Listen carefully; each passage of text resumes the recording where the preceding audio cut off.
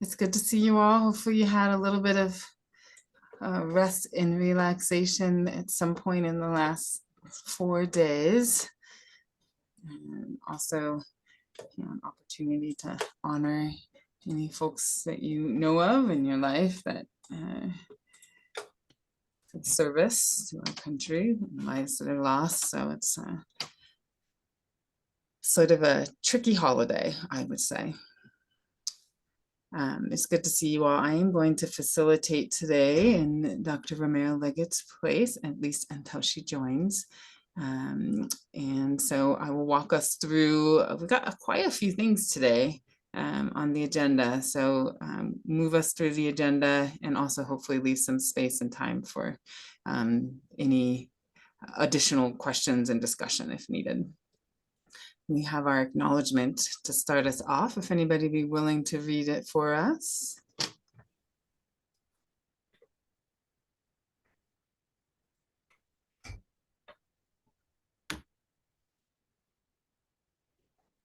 Lindsay, I can read it. Awesome. Thanks, Krista. Founded in 1889, the University of New Mexico sits on the traditional homelands of the Pueblo of Sandia, the original peoples of New Mexico. Pueblo, Navajo, and Apache, since time immemorial, have deep connections to the land and have made significant contributions to broader community statewide. We honor the land itself and those who remain stewards of this land throughout the generations, and also acknowledge our committed relationship to Indigenous peoples. We gratefully recognize our history. Thank you. Thank you. And just a little note that the meetings are recorded, just so that folks are aware of that. And if you'd like to, you can adjust your name and your pronouns in the Zoom when you check on participants, if that would be of interest to you. Okay. So now we are going to turn it over to Gina, who is going to do some EVP updates for us. All righty. Good afternoon, everyone. I hope everybody had a great weekend. And I just have a few things. I'm going to make sure that Dr. Z hadn't jumped on, and he hasn't. So if he jumps on by any chance, I think he was going to try to pop in. I'll hand the floor over to him. But just a few updates. There's a couple of initiatives that are coming out of the president's office that HSC has collaborated with people from main campus on. One of those is the healthcare workforce report. This report will help the UNM leaders think through legislative priorities during the coming session, but among other things. Mike Richards and Rebecca Napier are on point for our side of campus on this work. And as soon as we have a finalized report, which should be soon, because this was a quick project, really identifying what our healthcare workforce needs are. And so as soon as we have that report done, we'll share it with those who are interested. The second initiative coming out of the president's office, again, this was a quick turnaround on getting a really good draft of what it would look like for UNM to have a comprehensive substance use disorders center. President Stokes has recently appointed 3 co-directors to lead the development of this center. It's Dr. Katie Wachowski, who is from CASA, and Kim Page and Sonal Bhatt from HSC. So the deadline to have a draft of that, I think, was also this week. And this is, again, a collaborative project and coming out of the president's office. So we look forward to our continued work on those 2 projects on our side of campus. Couple of government relations updates. Those of you who run RPSPs through your different departments and divisions, the call for RPSP expansions and continuing paperwork went out about a month ago. The deadline was last week. And so there is an HSC committee to review those coming from our side of campus to be reviewed and recommended to the president to move forward. And as a reminder, the president then, finalizes all of that out of her office. The president and her leaders are set to set some legislative priorities. And so as soon as we have those legislative priorities identified, we'll come and share them with this group as well, because I think it's really important for everybody to understand what we're going to be asking for in the next session and what that work will look like for us. Throughout the summer and early part of the fall, we've already scheduled various meetings with the Legislative Finance Committee at the State Budget Office and the Higher Education Department committees meetings. And so we're hosting a couple of those. We've been really busy with that. They've also been invited to attend our various openings. The most current one or one coming up is the opening of the Crisis Triage Center, which I believe is on June 14th, and somebody in the room can correct me if I'm wrong. But on that day, we will have various legislative leaders and stakeholders from the state level, those decision makers on, you know, where the money goes and what projects get funded through HED. So lots of that kind of stuff happening. And then finally, I don't want to steal anybody else's thunder from the College of Nursing, but we're just super excited about Rosario Medina starting as the new dean. I think her first day of work is June 4th or 6th, something like that. So coming up. And so we're super excited about her being here and working with us. And we've already got, Dr. Z's already got a couple of stuff that he wants to have her work on immediately. So, and that's all I have for today. If anyone has any questions, I'll stand for those as well. Any questions? Thanks, everyone. Yep, Anastasia, you look like you unmuted. Oh, and do you know if the Substance Abuse Center is going to be clinical and research? Like Yes, yes. The answer is yes. It'll be both. And we should have a pretty good draft. So, Anastasia, if you're interested in seeing that draft, I'd be happy to send it to you to look at. Yeah.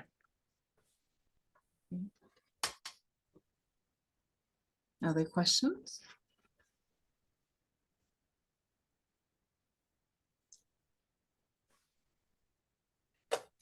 All right. Well, if they come up, feel free to reach out to Gina. She's always great about getting information. Absolutely. Thanks. Thanks, Lindsay.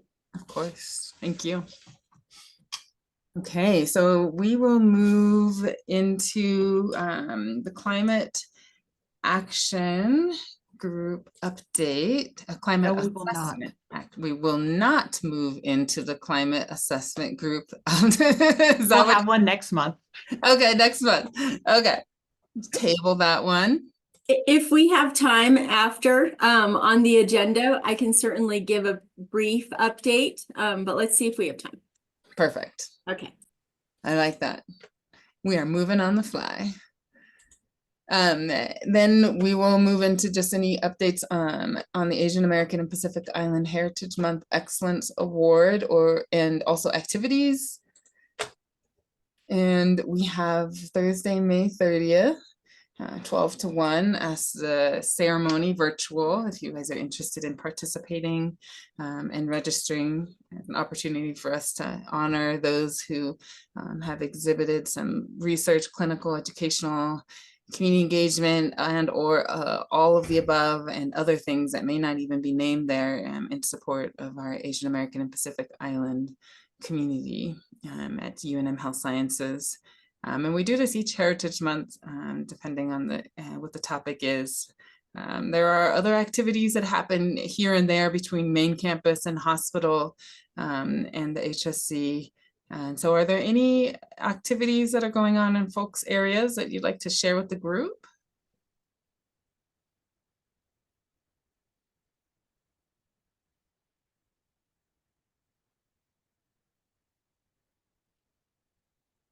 Well, as we're closing out May, we're also looking forward to next month, which is LGBTQ Pride.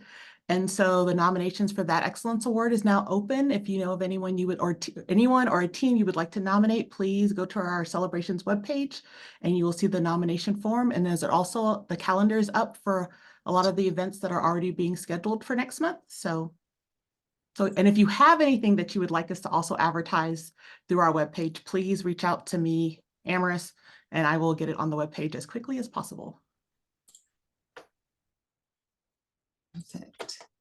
Also, just a note, we're trying to do a new thing this month, a kind of a bridging with the book club theme, where we selected a specific book that is related to the Asian American Pacific Islander community, and offering I think 20 free copies of the books to individuals who can sign up I believe a announcement went out on a couple of different places, and maybe we could also drop it in the chat here.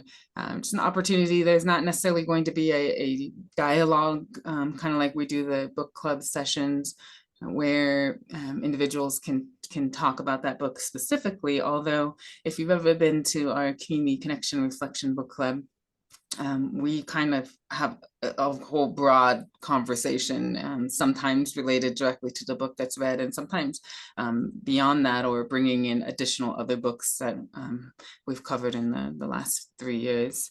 So just an invitation to, if you're interested and like to read and like to add to your library, it's a fantastic book of more like essays from the personal perspective of the author, and is a highly rated book. So I hope you check it out.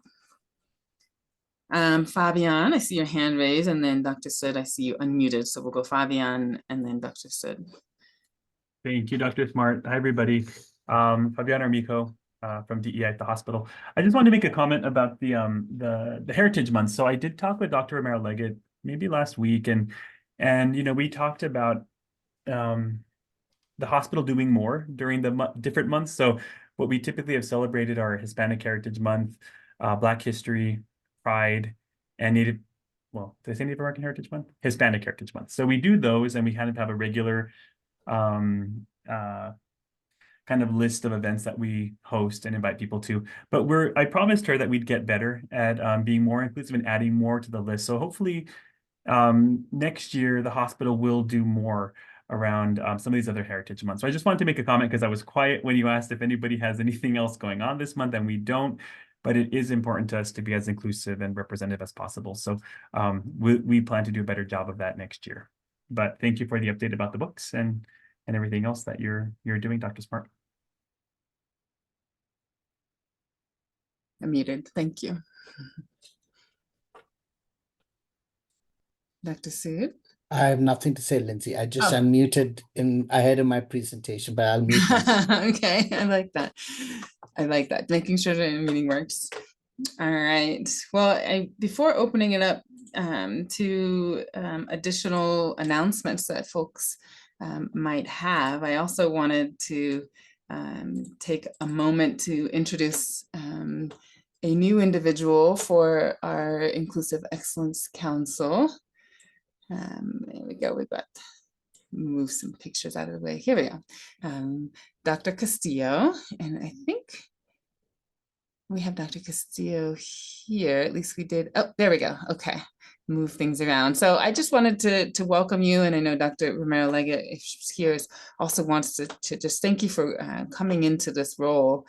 So Dr. Castillo is an associate professor here at UNM and the director of the gastroenterology and hepatology research in the Division of Gastroenterology and Hepatology at the Internal Medicine here at UNM. Has a tremendous amount of honors, including last year receiving the Faculty Research Excellence Award for junior faculty, and also a pretty prestigious designation as a KL2 scholar here at UNM Health Sciences and the CTSC. And in his work, he has the opportunity to identify and prepare and mentor trainees, including underserved, underrepresented, and vulnerable trainees in academia, and also contributing to positive STEM educational outcomes. Recently became the Associate Director of Diversity, Equity, and Inclusion at the Comprehensive Cancer Center, and really be working towards all of the work that we do here at HSC, but under the umbrella of the Comprehensive Cancer Center, really creating and fostering programs and environments to increase diversity and inclusion and awareness within that specific cancer research community, along with here at UNM HSC more broadly speaking. So welcome, and I don't know if you'd like to say any words, Dr. Castillo. Thank you, Dr. Smart. Thank you for the excellent introduction. I appreciate it. I'm excited to work with you, everyone. I also want to introduce Richard Rickey. He is the operations manager for the DEI program that will be working with me for the Cancer Center.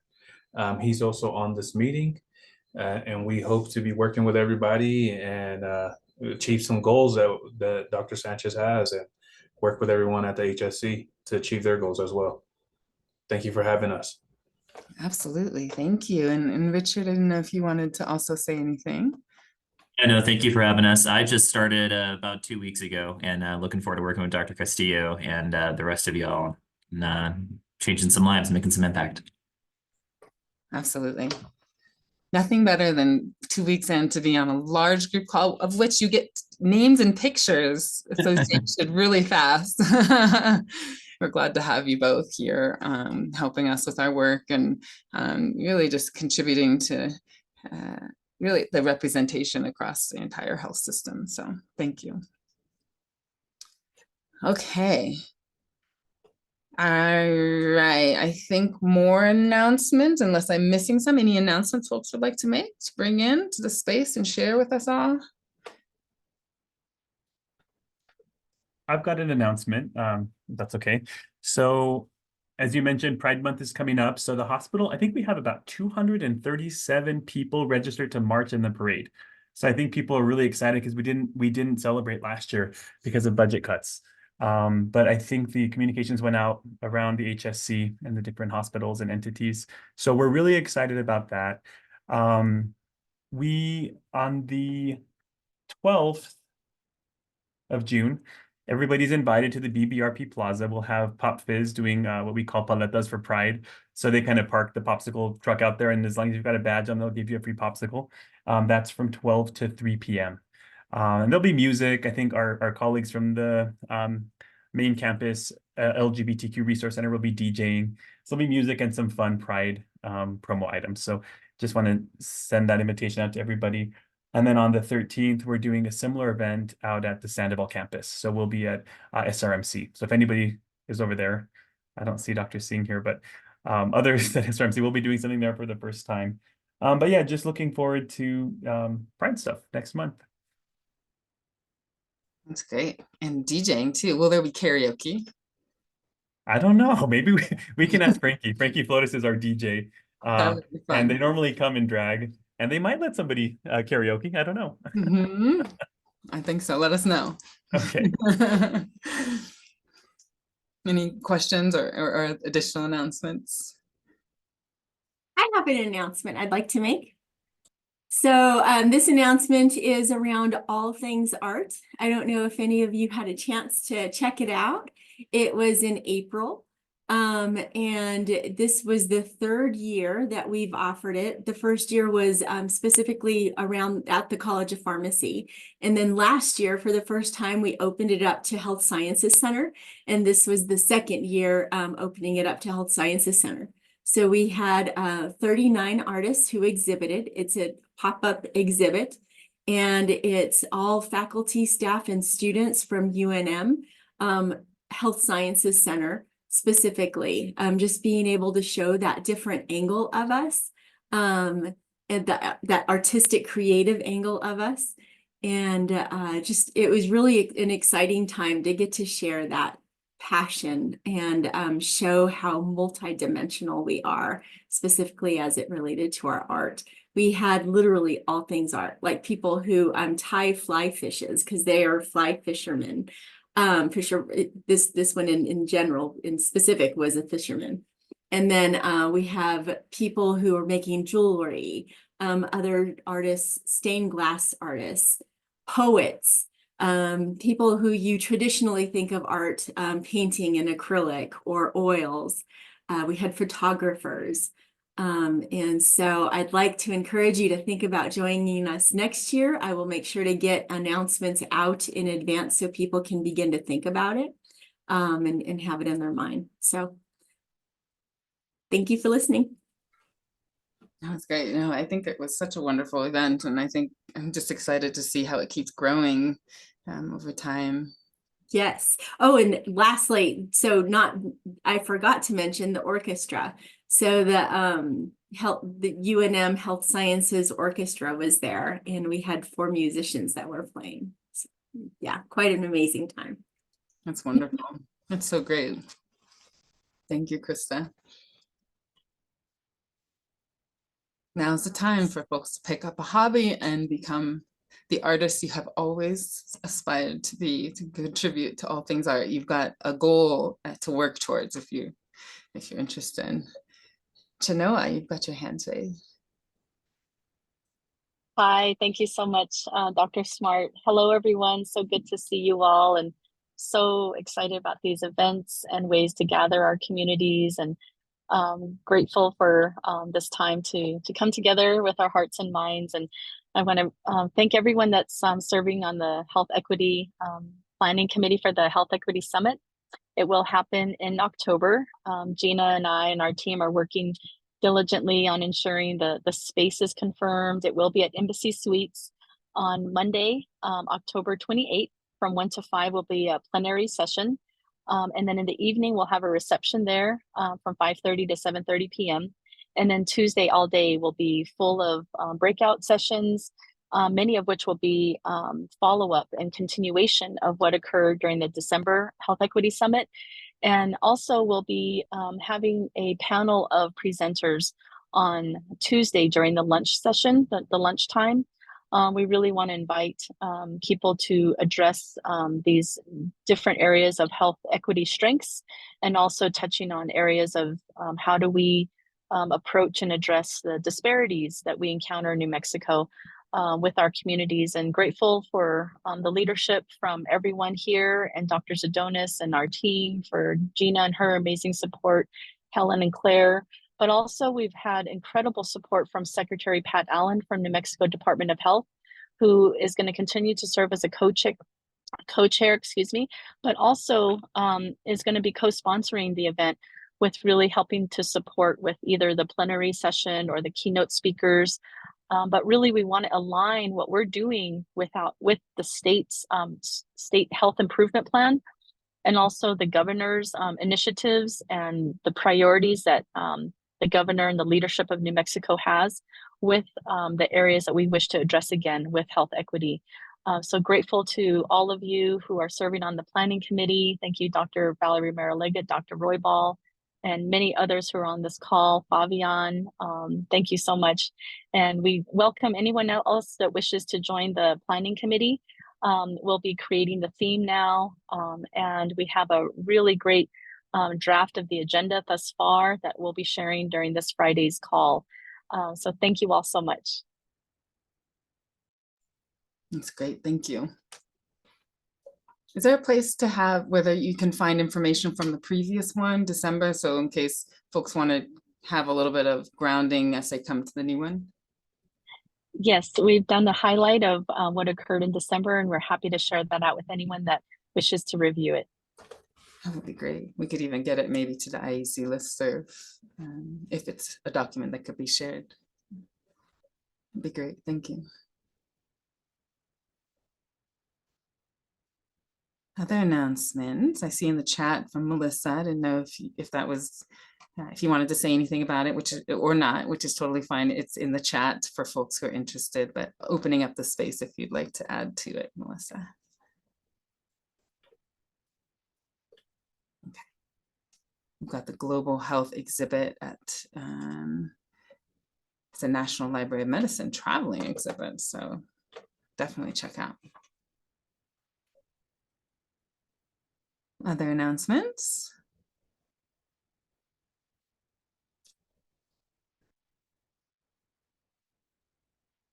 Okay, we'll keep us going. If things that come up, just go ahead and drop it in the chat, and then as we have time at the end, we can circle back to them if it's one that somebody would like to also verbally share. Okay, I think that, oh, and the exhibit is on the 4th floor of HISLIC, if you want to come by in person. Thanks, Melissa. Okay, now I think it's me, and I am presenting on a new dashboard that has been in development for maybe a year and a half, maybe 2 years. And so I'm going to present on this to give you a sense of what it is, what it could be, what it will be, and also to open it up at any point too for Jenny, who's been shepherding us on this journey to where we are today with the dashboard, as well as Dr. Sud, who has been a key participant in creating this dashboard, and a key partner that I don't think I saw on the participant list, because I can't see everybody at one time, Dr. Heather Meckler, who is the director of the Office of Institutional Analytics, who has been essentially, along with Jenny, the linchpin to kind of get us to where we are with regards to the data that's available and how we can make it usable for a variety of different purposes. So I'm going to share my screen.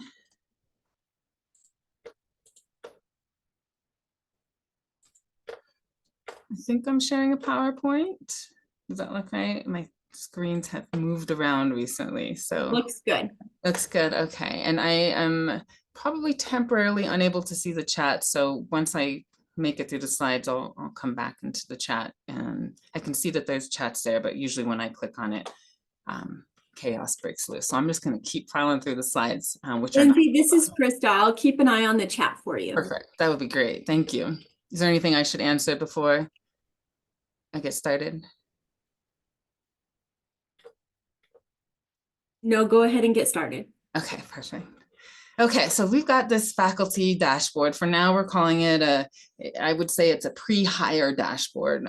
So many of you may be familiar with our dashboard that currently exists. If you just Google UNM HSC Office of Institutional Analytics dashboard or faculty, it will take you to the Office of Institutional Analytics, where there's a lot of dashboards that are created to help with those work on our campus with our faculty and learners, and soon to be some information for staff, as well as main campus, where you have information related to learners and faculty there. And so this one is slightly different in that it's not going to live publicly at this point on that element, although I know that Dr. Sood, we've started to really think about what does it mean for there to be more transparency about information that comes through related to those who apply to our institution. And so it doesn't mean it won't ever live on that public dashboard place, but we're just thinking that through because of the nature of the data is a little bit different, because they're the goal of pre-hired dashboard data at this point focusing on faculty, which is a starting place, not necessarily the ending place, for understanding who it is that is walking and looking into applying for jobs here at UNM. We often talk about wanting to diversify our institution. Lots of folks use that sort of language. And what we often have the ability to look at is who we have here, which doesn't tell the whole picture, and data never tells the whole picture, but we try to understand a better picture.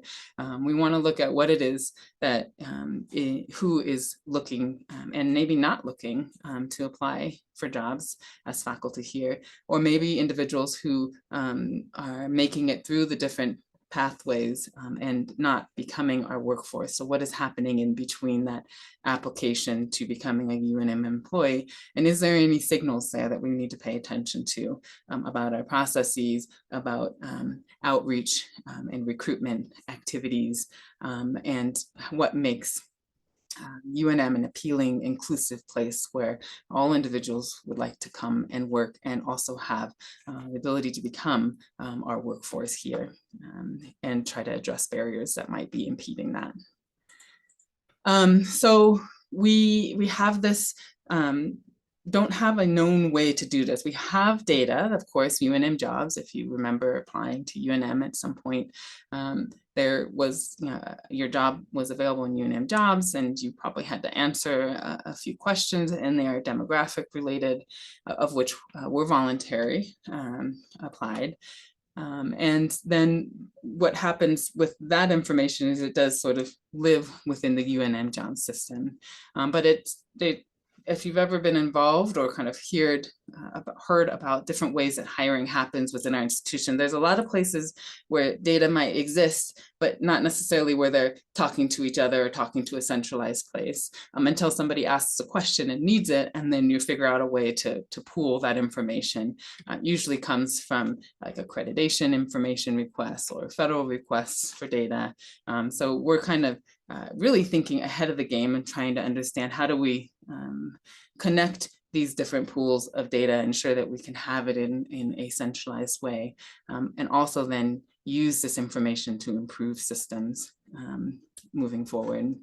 So the goal is to come up with an aggregate process in utilizing our faculty contracts, our faculty affairs, using HR, and trying to understand all of these things that often happen in the background that don't make it as simple to just sort of magically pull all the data together. And that's been one of the most important reasons why having Heather Meckler involved and really understanding the data landscape within our institution. The goal is to create a dashboard, whether that's a publicly facing dashboard or at least an internally facing dashboard for individuals to have access to information. Our scope right now is faculty, which doesn't mean it won't expand to thinking about staff, but really honing in on the faculty component first. And then you can see here the team of individuals who has been working so far in helping us get to this point, and need to add Heather to this list as well. On the bottom right, you'll see just a visual. Just given the nature of the time today, I don't know if I'll go directly through the dashboard, but I think I'm making good time, so I might. But the goal is for this to be a dashboard that you can user-friendly, so you can click on things, you can isolate information, be able to see things for a college specifically, or isolate it even more to different parts of the hiring process to understand what happens to the pool of applicants as it goes along or based on different locations within our institution. There are some things that our dashboard won't do, and that is a nature just of the data that we collect, at least data that we collect at this point in our institution. The information that our dashboard currently collects are the things that you might be familiar with within my UNM. So there will be some demographic, race, ethnicity care options. There's the Hispanic, not Hispanic option. There is a male, female option within the legal sex category as they designated it within my UNM. There's a veterans question, and then there's a disability question. There is now actually information where folks can identify gender identity and gender pronouns.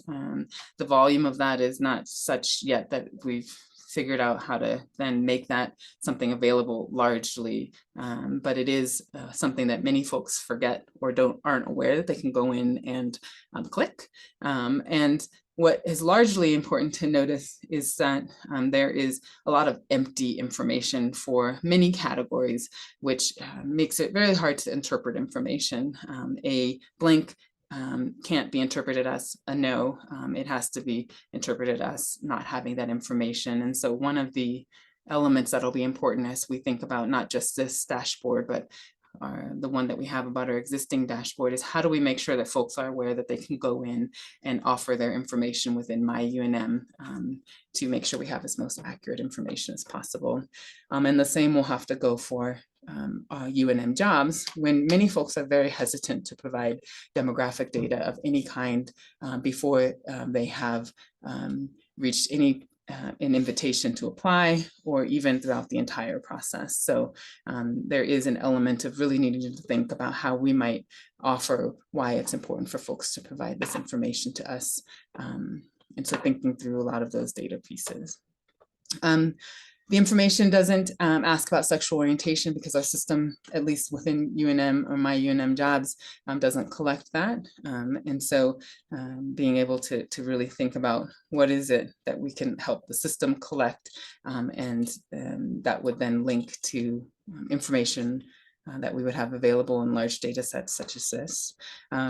There's a broad definition about NIH uses about underrepresented and disadvantaged backgrounds. Sometimes it has to do with rural versus urban, first generation, and we don't collect information along those lines. I don't think anywhere, Fabian can correct me, we collect anything about language, abilities, and bilingual status, not within my UNM and not in UNM jobs. So, some of those things that would be important in really shedding the fullest picture about what our workforce looks like and who is applying. We just won't have that at this point, but have it on our radar to really think about how important it is for us as a system to think about capturing that information in an aggregate way. We collect information at a large level, so it's not identifiable, and paying attention to numbers, making sure that if some data looks too identifiable, that we're blocking that. And really, we're looking at the college and schools level at this point. The one that we have about the entire existing UNM workforce does have the ability to dial down to department and division, but right now we're looking at the college school level. Right now we're looking at one point in time. The goal is to collect this quarterly so that we can look at trends, because of course hiring and recruitment and retention are an ongoing process. They don't have just like a clear July 1 start. So wanting to be able to capture change, as well as whether or not there's interventions and things that might happen in our system or even within the community that might impact how we interpret the data that's available to us. Just sort of showing this in a different way, the characteristics that we do capture within our My UNM jobs. The piece that I haven't touched on is information that we're capturing on hiring details. So what is the outcome of the hire? Were they hired, not hired, job offered, offered, maybe the candidate didn't accept it, offered it, and actually, that would be the 3 that I'm remembering off the top of my head, because there's a lot of them. Reasons, which college or school will be completing the hire, as well as the timeline, being able to capture posting and how long it is for folks to move through the different phases of the hiring process. And then on the right, I think we did figure out some of the interview details, if I'm remembering, Jenny. So that one we could move to the available category.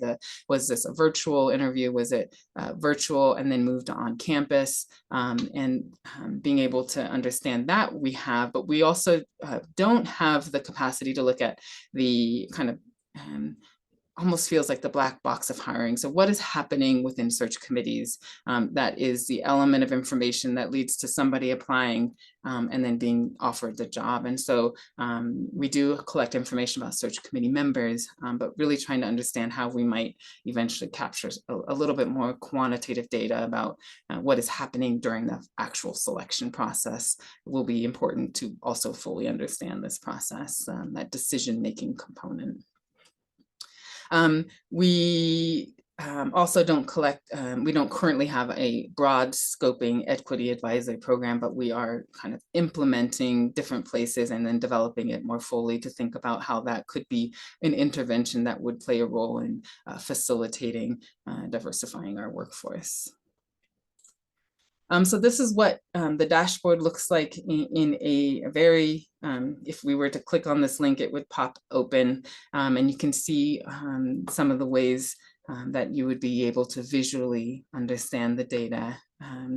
Here on the bottom right, you can see that School of Medicine is in this sort of lime green area, College of Nursing is in the yellow, pharmacy in the orange, population health in the blue, HISLIC in the pink, and then the HSV VP research area is in the purple here. Just happened to be the nature of the snapshot of data that we captured from 2020 to 2021.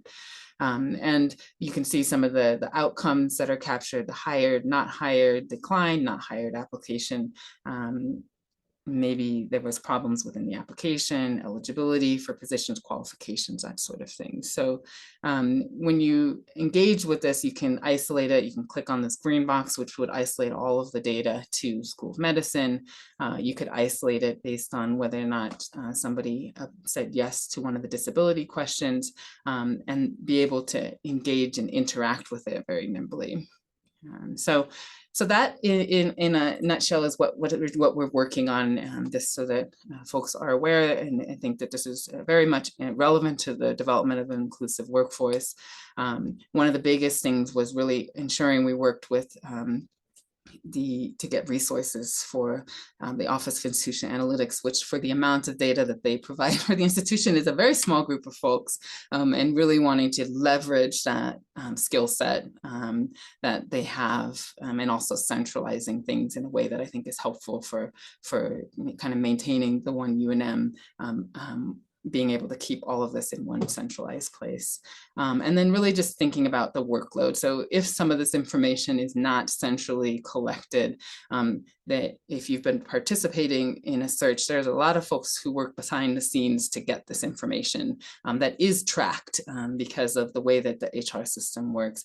So we're really trying to balance our need to have information to make the best decisions we can about our workforce, while not also adding layers of redundancy or layers of complexity that make it also hard for folks who are very much engaged in the background, making sure all of our searches follow all of our other institutional and HR and CEEO policies and procedures. So that is it. Let me stop sharing and open it up. I don't know, Dr. Sid, if you would like to share anything also. And I'll take a look at this. Or I have nothing else to share. Sorry, thank you. Of course, are there any questions I can answer now, or at least placeholders for things that I can circle back with individuals to make sure that we have time for the last agenda item? Lindsay, I can share what I've seen pop up in the chat.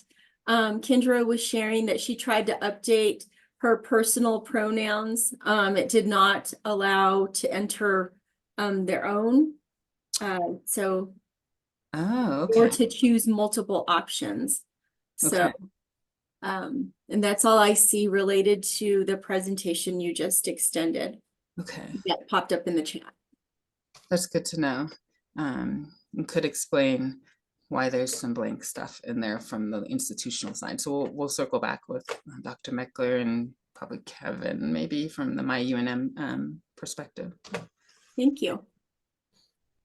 I'd like to honor those who have participated in the chat and just verbally share. Take a look at the chat, everyone. There looks like there's job opportunities, both with UNM HSC Learning Environment Office, and then also 2 job openings, HSC DEI. And that's all I see in the chat. Thank you. Perfect. All right, well, I will keep going, but if there's chats that are along the way that you need to circle back to me, just go ahead and drop it to me and or Jenny, and we will take care of it. But I want to turn it over now to Dr. Sood, who will be presenting on faculty attrition. Okay, can you see my screen and can you hear me? Okay. So I wanted to start by thanking you for giving me this opportunity. I also wanted to tell you that Rankin Climate Survey conducted from April to May 2023 indicated that 52% of faculty respondents had seriously considered leaving UNM Health and Health Science in the past year. They did not specify those who planned to retire, those who wanted to leave academia entirely. But nevertheless, this number was alarming. 43% of those who considered leaving did so because of low salary, 41% cited institutional ancillary support, 37% described increased workload, which may reflect work-life balance, and 36% lack of resources. So this finding triggered a request to look at this data from our faculty exit surveys cross-sectionally and longitudinally. And of course, there's an understanding that if faculty do act upon their considerations, it would trigger a major crisis at the health and health sciences. A comparison is the AAMC Faculty Forward Survey in 2015, which was limited to the School of Medicine, when this question was answered by only 13% of full-time faculty who intended to leave the medical school in the next 1 to 2 years, coupled with 7% who wanted to retire and 13% who wanted to leave academic medicine during that time frame. Even if we add these up, in 2015, we were expecting about 33% of faculty to have stated yes to that question. So the rise from 33% to 52% is a very big jump in 8 years. Okay, so I know that a very short time, but there are 6 steps towards plumbing the pipeline. You have to ask the question, how severe is the problem? Understand why the problem exists. Increase awareness of the problem, which is what we're doing today. Database search for potential solutions. Launch interventions that are data-driven. And then analyze the intervention impact. Exit interviews and surveys that are done at now the School of Medicine, College of Nursing, and College of Pharmacy help us understand why the problem exists. Okay, How severe is the problem? So on the left is faculty resignations, on the right is faculty retirements. The faculty resignations constitute the greater part of faculty attrition, generally for the Health Science Center, although I can't always say that for the College of Nursing. The retirement rates are shown on the right. Now, 5% to 9% typically of all faculty resign every year, although in FY 2022, College of Nursing had a particularly bad year where the resignation rates reached 12%. The resignation rates tend to be relatively lower for the College of Pharmacy. Now, 1 to 3% of all faculty retire every year, with the exception of College of Nursing, where the retirement rates are very high, ranging from 4% to 9%. Now, if you look at medical schools from the AAMC data from 2018 to 2021, the 4-year average is 11.2%. So if you add the resignations and retirements, our numbers at the School of Medicine typically are lower than that 11% average. And so if you look at the College of Nursing, the 2019 attrition from the AACN report is 13% for 2019, and our numbers were close to that. Okay. I also wanted to tell you that attrition does not occur in all faculty subgroups identically. Attrition typically occurs in certain faculty subgroups, particularly junior faculty.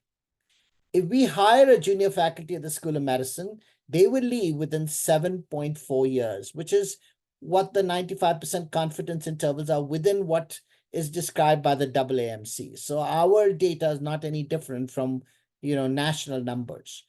The faculty who are at greatest risk of leaving tend to be Black faculty, internationally educated faculty, and clinician educated faculty.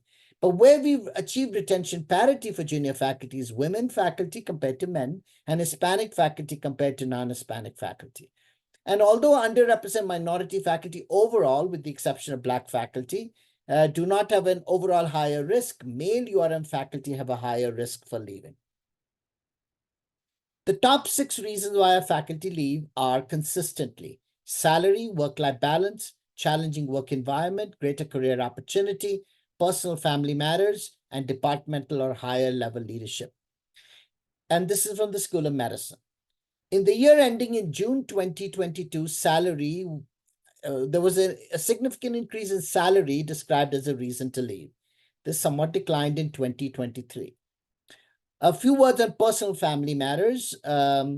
It's not a wastebasket. It includes desire to be close to family, particularly elderly parents, childcare and education, spousal unhappiness, and underemployment. As you can see, personal family matters peaked in 2021 at the time the pandemic occurred. And work-life balance as a reason to leave has shown a decline for the first time in 2023 after going up from 2020 to 2022. What about the college?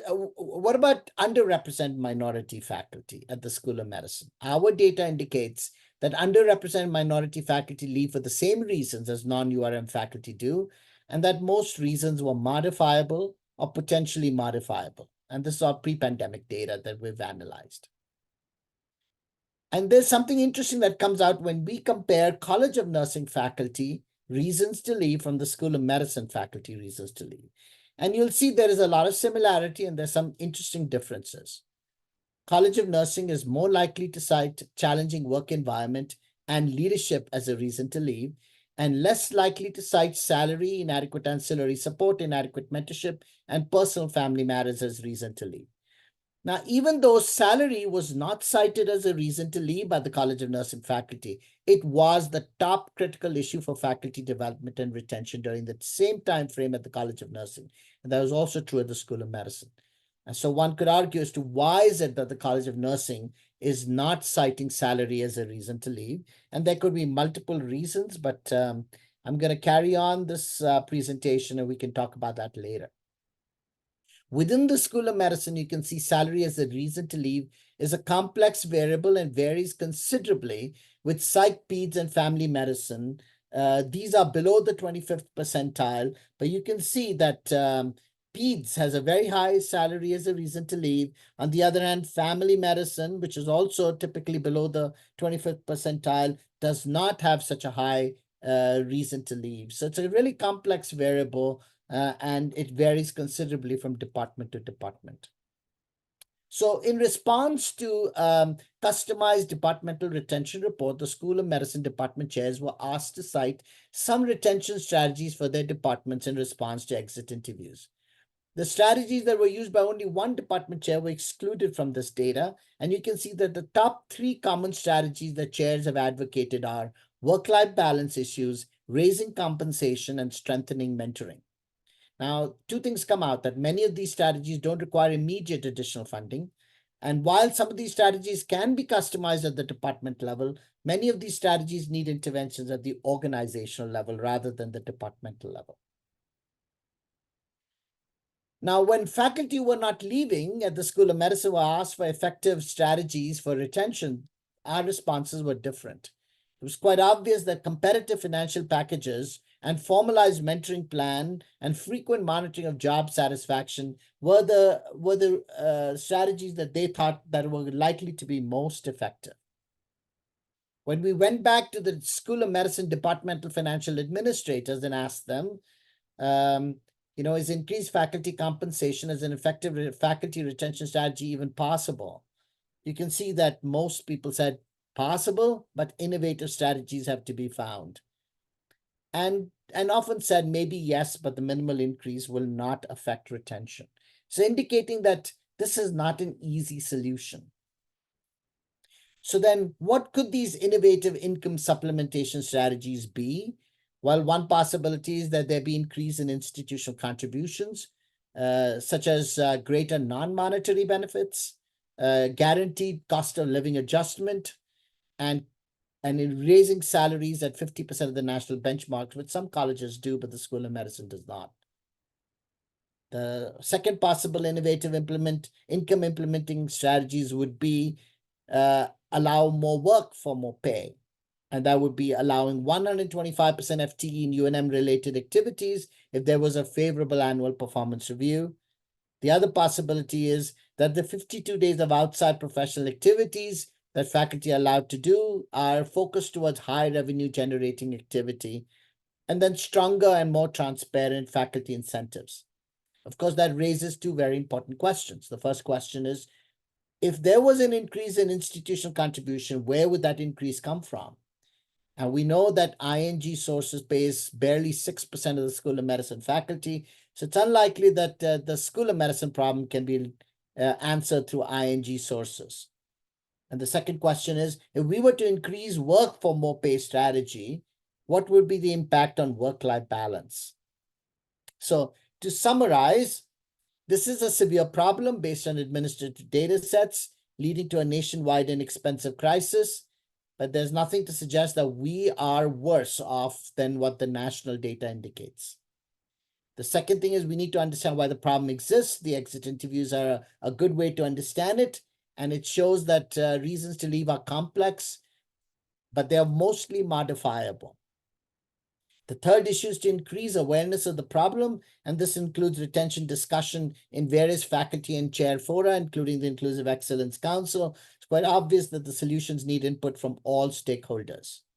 The fourth issue is to find a database search for potential solutions, and this includes survey of faculty, of chairs, and department financial administrators. It's obvious that no one size shoe fits all. There's a need to have data-driven interventions launched and to analyze the impact of those interventions. And all I can say is that this is difficult but important. I want to acknowledge Dean Siegel. I want to acknowledge the biostatistical support by Nina Greenberg, Aaron Myers, and Heidi Rachel Breakey. With that, I'm happy to answer questions if I still have time. You do. Questions?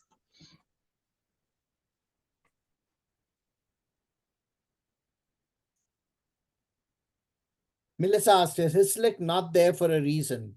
Well, we don't have HISLIC data nationally, but we do have HISLIC data locally. The next time we do the slide, we will include HISLIC as well. The numbers tend to be very small and doesn't vary a lot but we will make sure that this happens next time.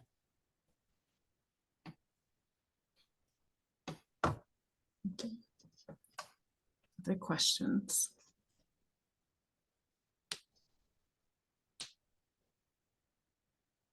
All right. Well, is it all right, Dr. Sid, if folks reach out to you by email if they have follow-up? Yes. Perfect. Okay.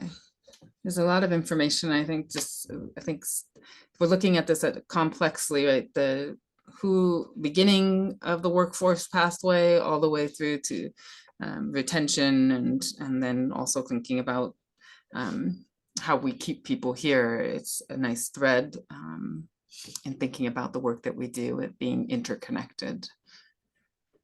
Okay, it is 12:59. It takes us 1 minute to the hour. Thank you all for being here, for your engagement and participation, and always nice to see folks' faces and names. So I hope the rest of your week is a calm one. And if you have any future agenda items, please do reach out.